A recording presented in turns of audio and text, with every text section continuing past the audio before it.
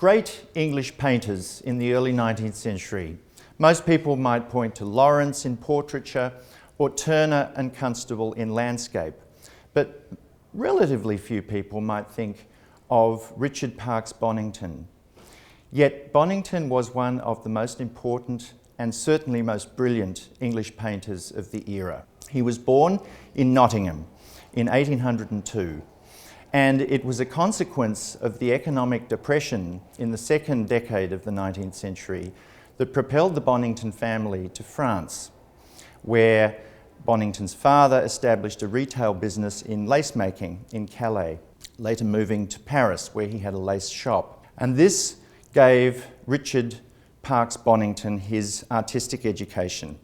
He was trained and entirely educated in France by copying first pictures, old master paintings in the Louvre, where he met Eugène Delacroix and other prominent French painters of the Romantic movement, and then into a formal attachment to the studio of Baron Gros, where he was given the normal academic training available to French painters, with all the access to the masterpieces of European painting of the 17th and 18th century schools.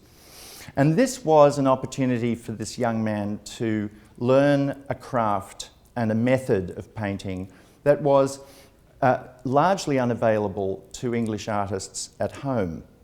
But more than this, he commenced his career as a watercolour painter, which was a particular English facility, largely unknown in France, which meant a fusion of techniques bringing the qualities of lightness and subtlety in watercolour to the painting of oil subjects with a similar facility, lightness, delicacy of touch, that had a tremendous and transformative effect on all of his French contemporaries who had never seen anything quite like this. The year of 1824 was one of enormous importance in European cultural affairs. Two of the great romantics of the age suddenly and unexpectedly died, Lord Byron at Missolonghi and Theodore Géricault in Paris.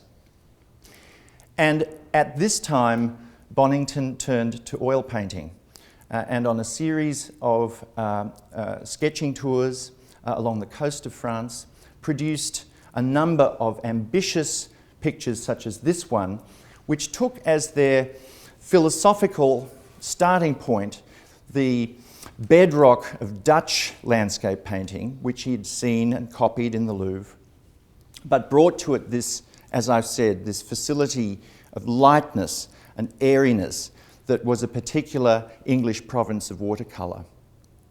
And so it was that at the Salon of 1824, Bonington, at the age of 22, burst onto the Paris scene and won himself, with this painting, the gold medal of the Salon. But he was also fortunate to collide there with John Constable, who also made a tremendous sensation in Paris, such a sensation that he had never made in London with his great landscape painting, The Haywain.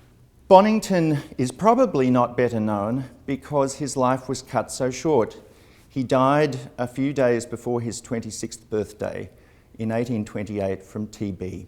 And one of the great hypotheticals of art history is what would have happened to English art if Bonington had lived as long, for example, as his direct contemporary Thomas Sidney Cooper, who was still churning out cow paintings in the 1890s.